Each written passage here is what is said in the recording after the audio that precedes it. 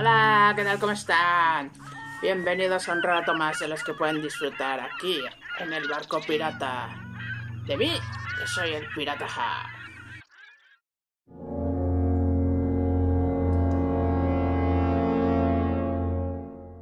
En esta ocasión nos acompaña el Caguamín, que lo tenemos aquí arriba de nosotros. No se quiere bajar, pero bueno, aquí nos está escuchando. Ahora quiso participar en el programa, que se mueve un poco raro. A ver si no te caes de ahí, Caguamín. Ya sé que quieres de mi caguama que tengo aquí enfrente.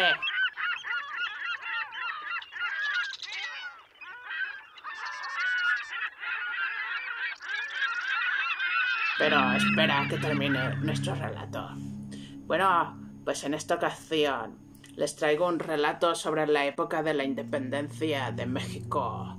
Entonces es sobre una historia de mujeres poco conocidas durante este conflicto bélico de la independencia. Que esta mujer pues tuvo que ver con el padre Miguel Hidalgo.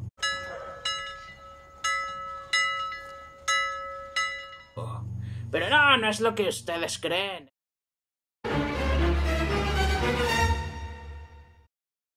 Esperen.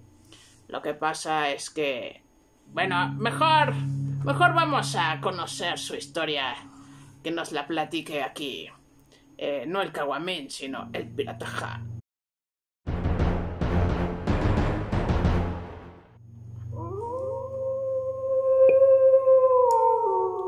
Esta historia se llama María Luisa Camba, la Fernandita.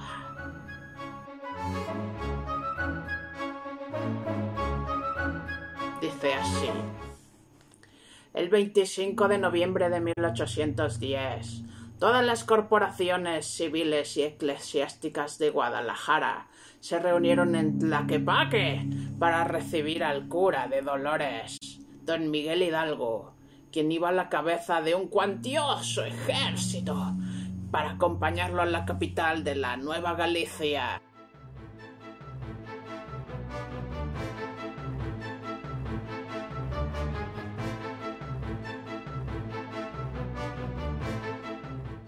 O sea, como de donde había nuevos gallegos, ¿o qué? Ay, voy a tirar aquí al Caguamín. Bueno, pues es que abarcaba los actuales territorios de Jalisco y Nayarit. Los nuevos gallegos.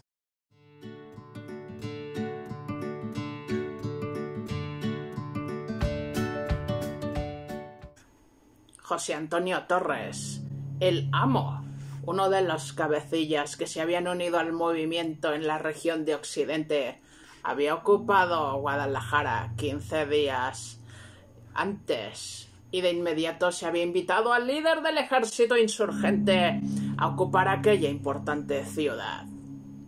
Al recibir esta invitación, Hidalgo estaba en Valladolid, hoy Morelia, donde fue recibido con frialdad, junto con Ignacio Allende, el papirrín de aquella época.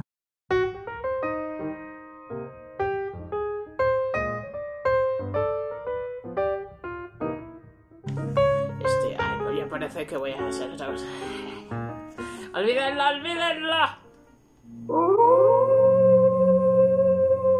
¡Tú no oíste nada, Caguamín!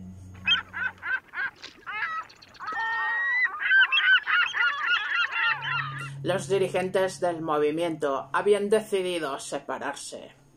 Allende fue a tomar Guanajuato e Hidalgo decidió aceptar la invitación del amo.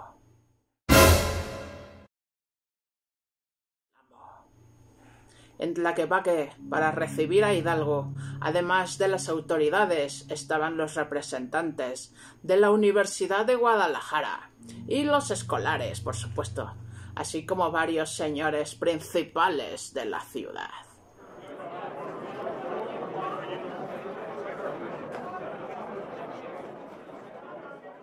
Todos pernoctaron en Tlaquepaque, no se fueron de mariachi, más bien a la mañana siguiente. El cura de Dolores hizo su entrada triunfal a la capital de la Nueva Galicia.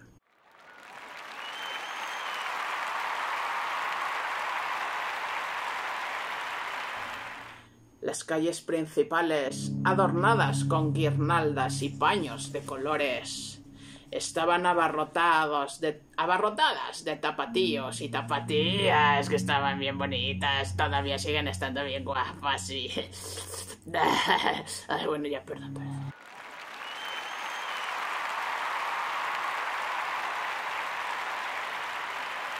Estaban abarrotadas de tapatíos y tapatías que fueron a dar la bienvenida al líder de la insurgencia.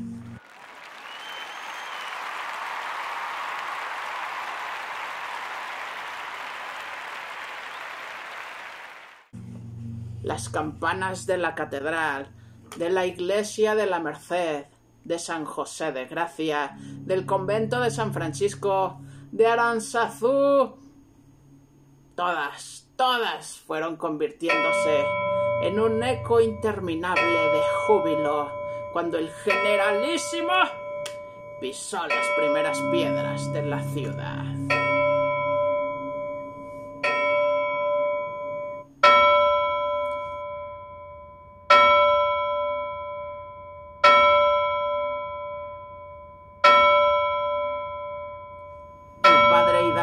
Iba rodeado de una enorme comitiva, compuesta por los miembros de la audiencia.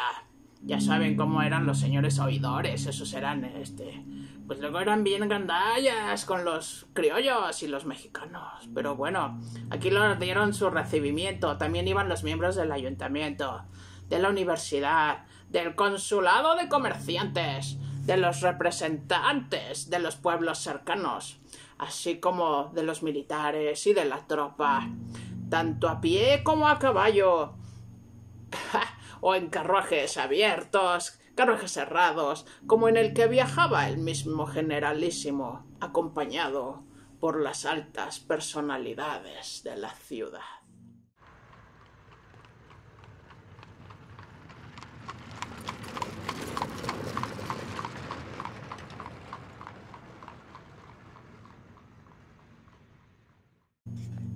Me acuerdo porque me acuerdo perfecto que estaba yo ahí parado en la valla para pasar y saludar ahí a Miguel Hidalgo y sí, me hizo así con su mano y sentí re bonito, sí. Me tocó verlo, era muy guapo. Ay, otra vez, no vayan a pensar, no, ya a mí lo que me traía loco eran las tapatías.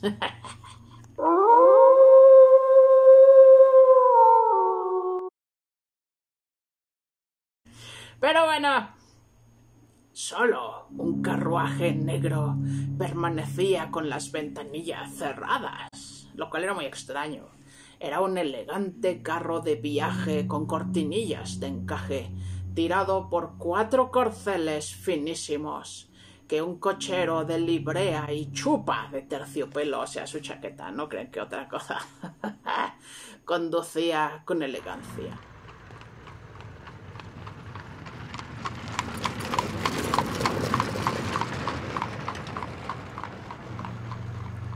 Formó parte de la comitiva que recorrió la ciudad, pero en todo el trayecto nadie pudo averiguar quién iba en él. Nadie.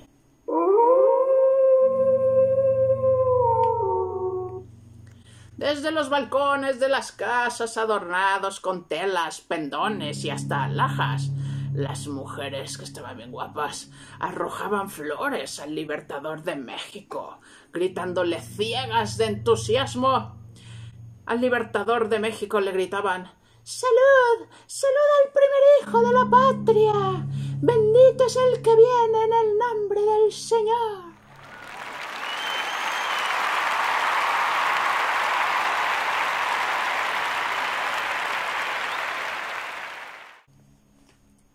A la puerta de la Catedral de Guadalajara ya lo estaban esperando los miembros del Cabildo, quienes dedicaron el Te Deum a su Alteza Serenísima. Como comenzaron a nombrarle entonces, a pesar de la excomunión que se había levantado en contra del padre Hidalgo.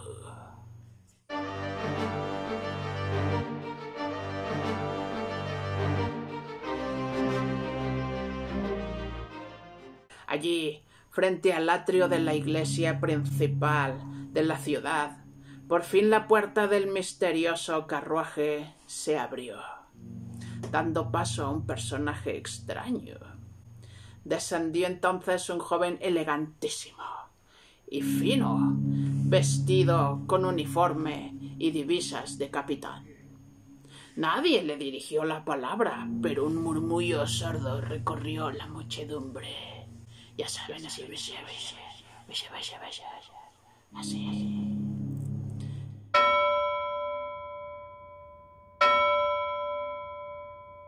Cuando el servicio religioso dio fin, pasó toda la comitiva al palacio de la audiencia, donde los jefes militares presentaron sus respetos. No te vayas a caer, Kawamin.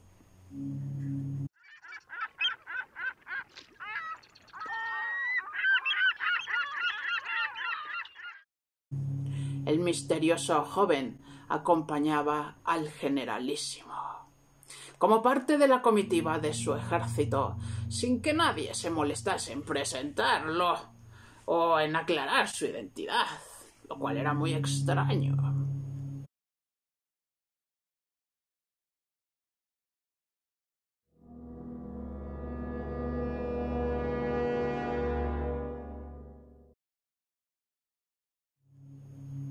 En todo el día no dejaron de escucharse los repiques de campanas y las salvas de artillería en honor a los ejércitos de Hidalgo. Los tapatíos de todas clases sociales acompañaron la procesión entre gritos, ebrios muchos de ellos de aguardiente, pero todos de alegría, eso sí. ¡Ah, qué buena estuvo esa briaga! Todavía me acuerdo. No sé cómo acabé por ahí entre las caballerizas, liado por ahí con unas bellísimas tapatías, como Pancho Villa. Cada mujer en una esquina.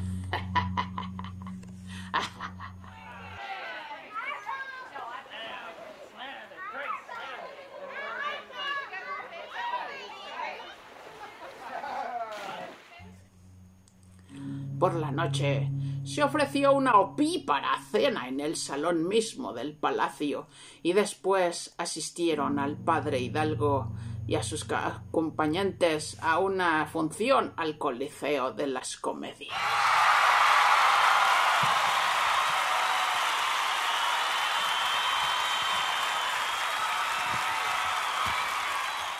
El capitán estuvo presente, por supuesto, y su finura y elegancia conquistaron a los presentes, aunque el muchacho habló poco y se condujo con prudencia.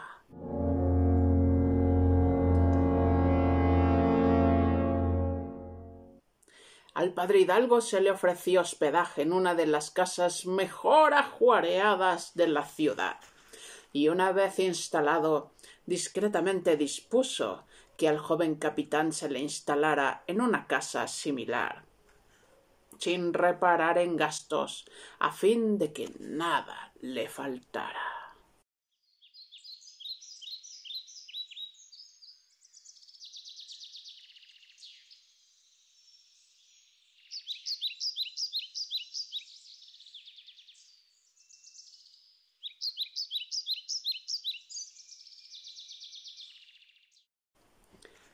Tanta preocupación del líder del movimiento, pues dio pie a diversos rumores.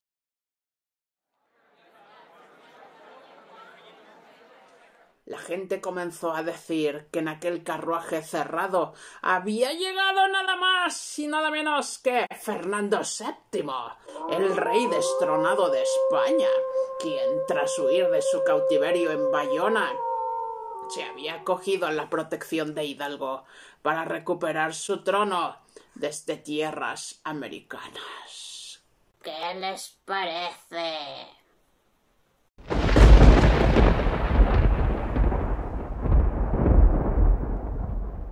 Miguel Hidalgo gobernó en Guadalajara con poderes absolutos. Desde el Palacio de la Audiencia comenzó a dictar decretos para organizar mejor su gobierno.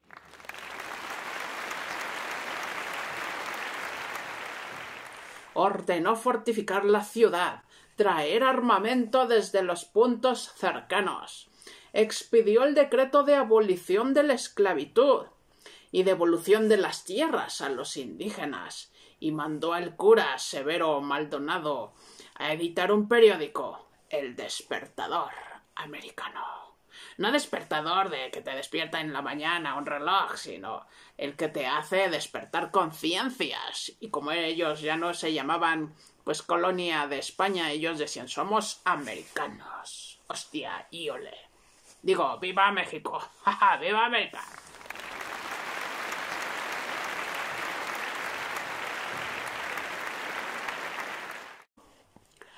Estas labores de gobierno ocuparon todo su tiempo, además de que todos los hombres y las mujeres principales de Guadalajara querían agasajarlo en sus casas.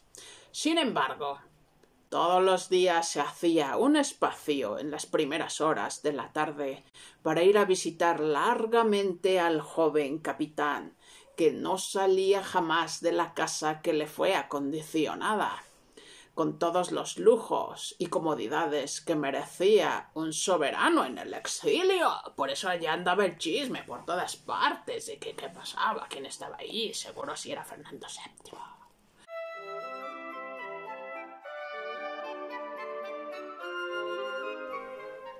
En las pocas semanas que estuvo Hidalgo en Guadalajara, no dejó de visitar al extraño militar ni un solo día.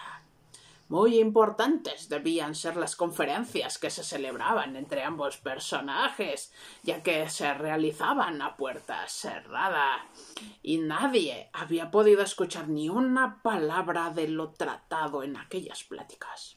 Incluso una noche el cabecilla insurgente no salió de la casa donde estaba el capitán hasta el amanecer.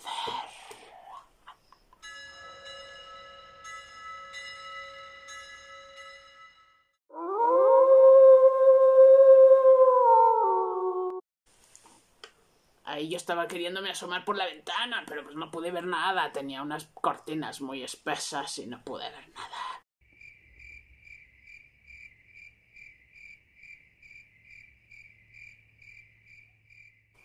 Fue el día de infausta memoria en que una gavilla, al mando del coronel Alatorre, por órdenes de Hidalgo, sacó pues a 48 españoles, mis compatriotas, que estaban presos en el colegio de San Juan. ¿Y qué creen, amigos? ¿Qué creen? Pues que los en un paraje denominado Las Barranquillas, y pues nadie es tan bueno y nadie es tan malo, pero pues ese fue un error que cometió Hidalgo. Es que estaban muy rejegos esos españoles, que no, que ellos se iban a pelear contra la causa insurgente con todo lo que pudieran. Entonces pues Hidalgo que agarre que les da cranky, pero no de las golosinas, sino cranky de a de veras.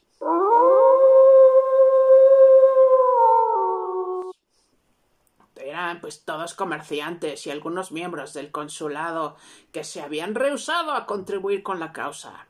Algunos eran de Tepic, otros de Sayula o de Zacualco, y algunos más habían venido en esta cuerda como presos desde Valladolid. Sí. No duró, sin embargo, aquella relativa tranquilidad. El gobierno de Hidalgo en Guadalajara se vio amenazado pronto por las tropas comandadas por este desgraciado que no descanse en paz nunca, que también por desgracia pues es uno de mis compatriotas, el general realista más sanguinario.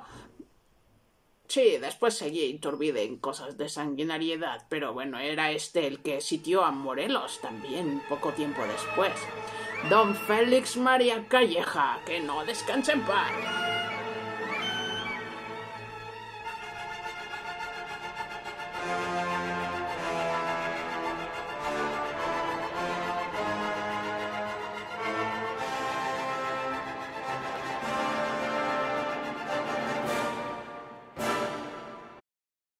Hidalgo, al enterarse de que sus enemigos estaban muy cerca, decidió salir a enfrentarlos en el puente de Calderón.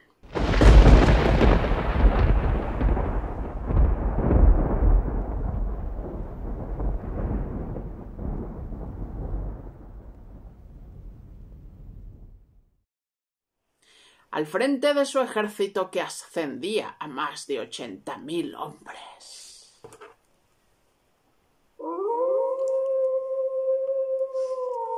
El 17 de enero de 1811 tuvo lugar la sangrienta batalla.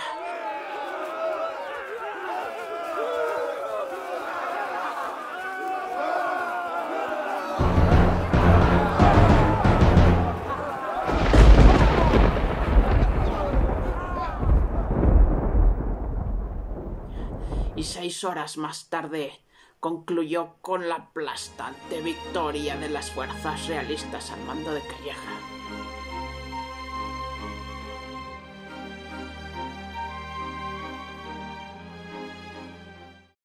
Que pues dicen que estaban mucho mejor entrenadas, pues a pesar, bueno, pues eran menos, pero estaban mejor entrenadas que los hombres que traía Hidalgo.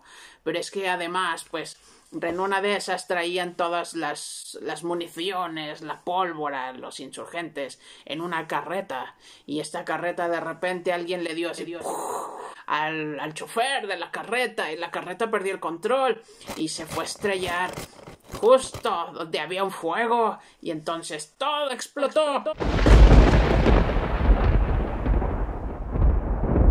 Y así pues perecieron muchísimos insurgentes, amigos, y por eso se perdió esta batalla llamada del Puente de Calderón.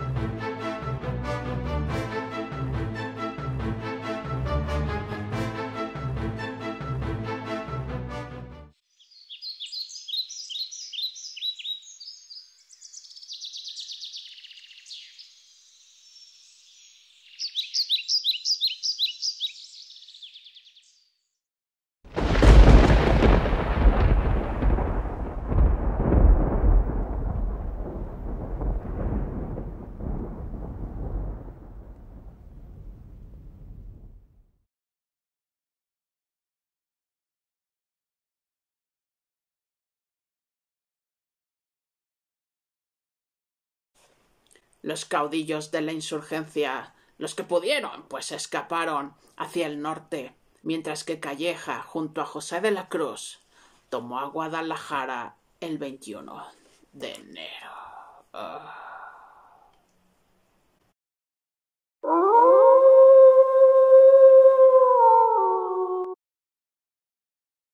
Fue tan feo. Como volaban pedazos de insurgentes por todas partes. Que nomás me acuerdo. Se me enchina la piel, amigos. Sí. Qué bueno que tú no estabas allí, Caguamín, porque te hubieras traumado.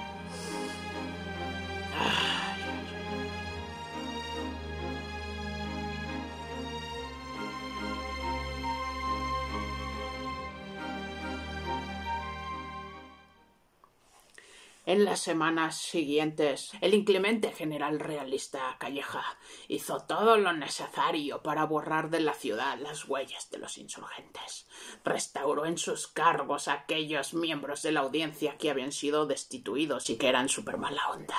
Nombró una junta de seguridad para juzgar a todos aquellos que hubieran colaborado con los insurgentes y concedió el perdón al editor del Despertador americano, a condición de que redactara un periódico en contra del movimiento.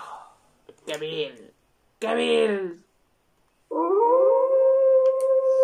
¡Ay, Caguamín! Cada que me acuerdo. ¡Qué bueno que no habías nacido, Caguamín! Pronto se enteró Calleja de la presencia en Guadalajara de aquel misterioso personaje que había acompañado a Hidalgo, de a quien todavía la multitud juraba que se trataba de don Fernando VII, el deseado.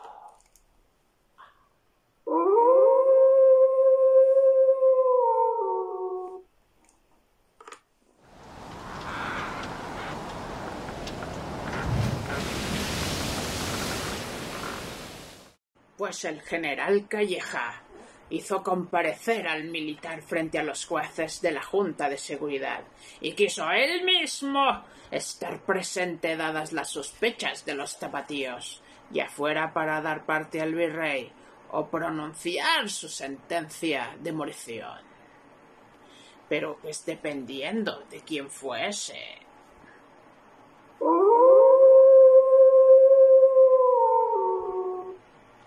Grande fue la sorpresa de los jueces y del mismo Calleja cuando el delicado capitán se despojó del bicornio adornado con plumas y galones. Pero el bicornio es como el de Ignacio Allende, amigos. Hagan de cuenta si traía uno este delicado capitán.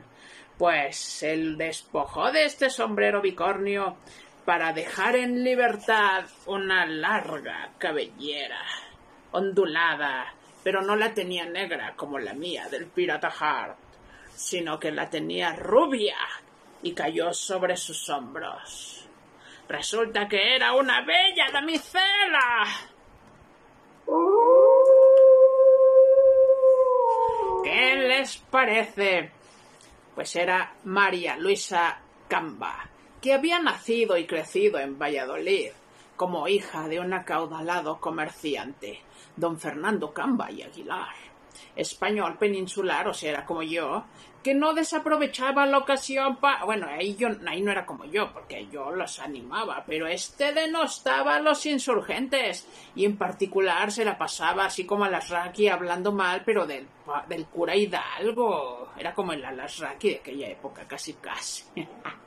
Bueno, no creo que llegara tanto, pero el caso es que a la llegada de los insurgentes a esa ciudad de Valladolid, este señor pues no solo se había rehusado a colaborar con el movimiento, sino que hablaba en las tertulias ahí de chismoso, ahí sí como el Alasraqui, pues en contra de las ideas absurdas de esos afrancesados sin temor de Dios.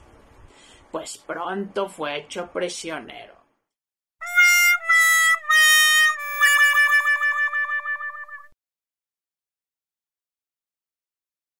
Y si no fue pasado de inmediato por las armas con los otros gachupines, pues fue porque su hija corrió a pedir clemencia al caudillo Hidalgo.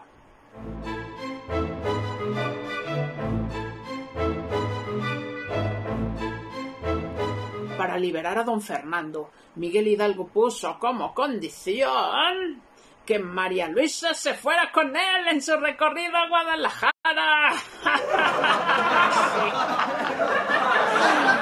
Pues se la llevaba como garantía, para que no le fueran a hacer nada. Pero pues ella, que era joven huérfana de madre, sin nadie más en la vida que su padre, decidió seguir a las tropas insurgentes y darle algún consuelo a su padre, que iba en la cuerda de los presos.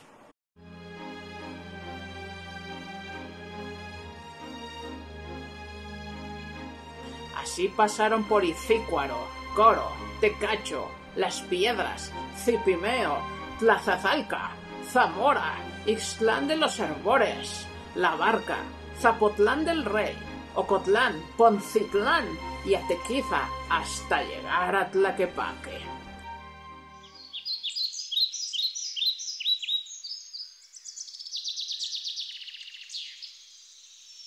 Todo aquel tiempo María Luisa se mantuvo oculta en su carruaje cerrado, visitando por las noches a su padre, quien recibía un trato privilegiado gracias a su hija.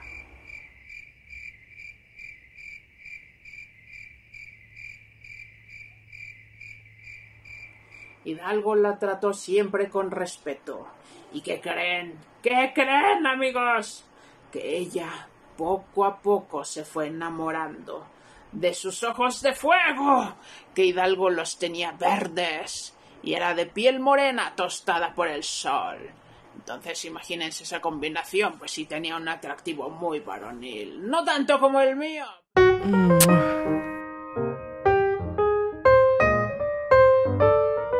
Ese discurso suyo capaz de hacer arder los corazones de sus tropas y el de ella.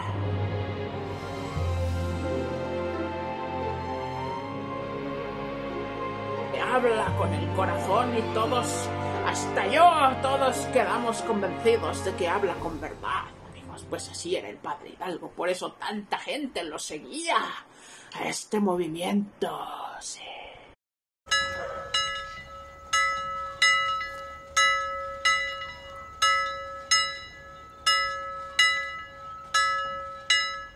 Ella lo había encontrado simpático e instruido, y además de admirar su enorme inteligencia, porque no era ahí cualquier papanatas, era muy inteligente el padre Hidalgo, por algo le llamaban el zorro, por su astucia, pues también era benevolente con los prisioneros, excepto con los que mandó así de...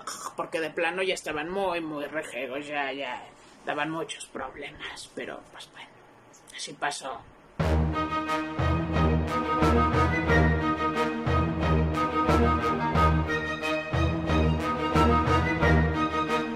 Cuando llegaron a Guadalajara y María Luisa vio el recibimiento que le dieron al caudillo, pues lo admiró aún más. Y noche a noche él le compartía sus planes de gobierno y le narraba anécdotas curiosas de la gente de Guadalajara, porque además pues muchos se habían confesado con él.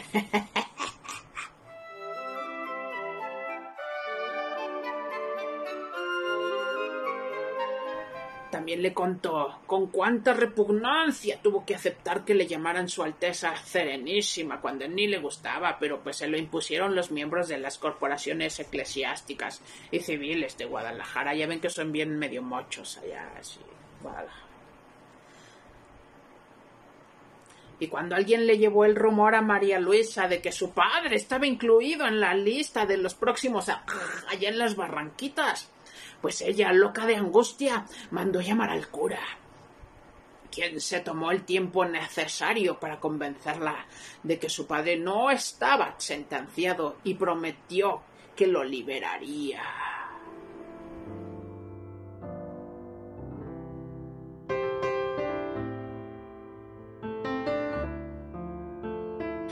Pues la víspera de la batalla de Calderón, esta que les digo que perdieron horriblemente los insurgentes, pues en efecto, Hidalgo mandó liberar a don Fernando, lo puso fuera de Guadalajara en un carruaje en camino a Valladolid. En cuanto a María Luisa, la dejó encargada con su amigo el cura Francisco Severo Maldonado, sin revelarle a aquel la verdadera identidad de la muchacha.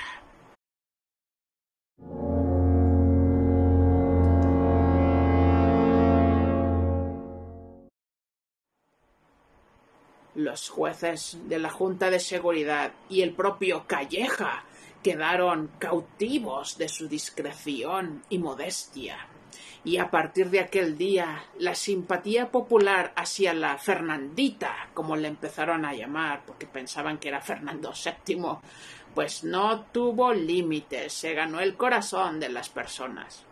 Ella volvió a Valladolid. José de la Cruz, este jefe realista, al obtener el gobierno de la provincia, decretó su libertad, vaya, ¿no? Por lo menos. Y desde allí, pues ella se entera del fallecimiento del cura Hidalgo allá en Chihuahua.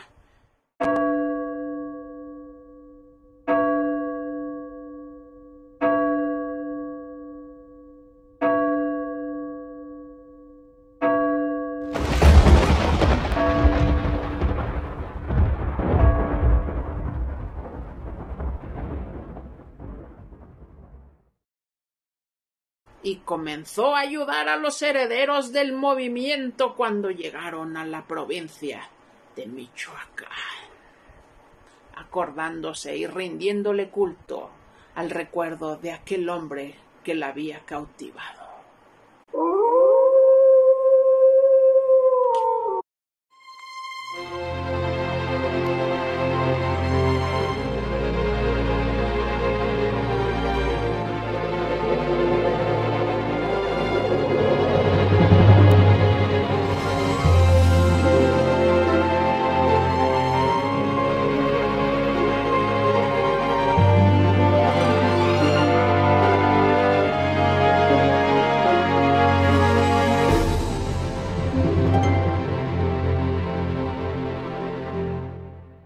más de que del hombre, pues de sus ideas de libertad, y que tenía muchísimo razón en querer el bienestar para los habitantes de estas tierras, y que ya no fuéramos una colonia de España, que ya no fuéramos la Nueva España, teníamos que ser mexicanos.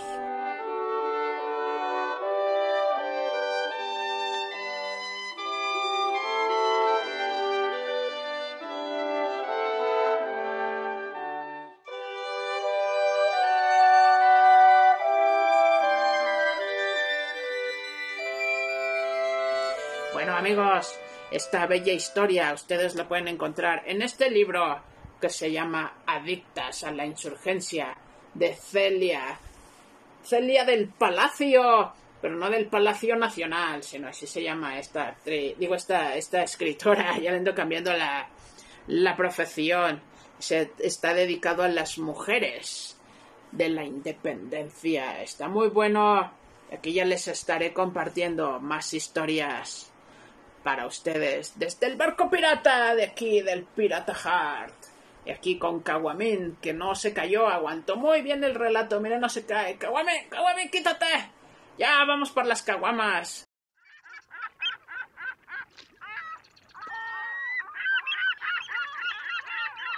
Bueno, por aquí nos estaremos viendo, amigos, en la siguiente historia. Hasta pronto.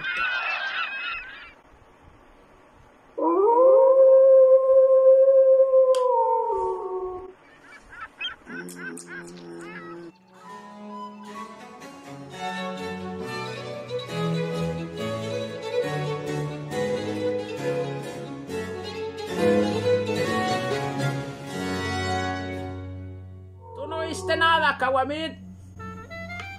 Bueno, entonces les decía, los dirigentes del movimiento habían decidido separarse. Nada, tenía unas cortinas muy espesas y no pude ver nada. Pero bueno, fue justo, se cayó de ese puente, así, se fue para abajo y por eso se ganó. Los caudillos de la insurgencia, el inclemente general realista Calleja cedió el perdón al editor del Despertador americano. El que yo traigo ahorita es un tricornio, porque tiene 3 cuernitos. Más que el tercero está ahí atrás y no se ve. Pues gracias. Pero pues esa palabra fácil, pues era así un poco como el presidente de los mexicanos, don Andrés Manuel López Obrador, que habla con el corazón y todos, hasta yo, todos quedamos convencidos de que habla con verdad. Cuando el jefe realista, otro realista pro España, por eso yo me hice pirata, por ir en contra de los papanatas españoles conquistadores. Y pues ya saben, no me gustan las injusticias que querían hacer acá en América. Pues